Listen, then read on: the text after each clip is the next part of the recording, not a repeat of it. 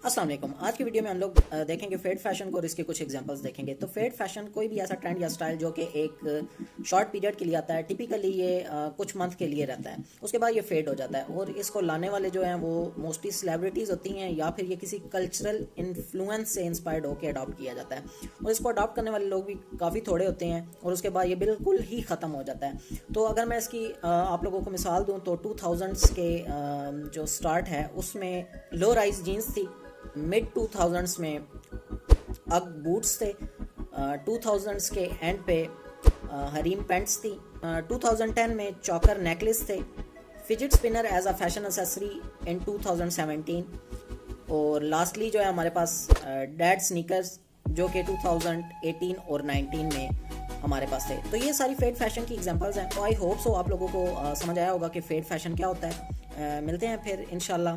अल्लाह हाफिज़।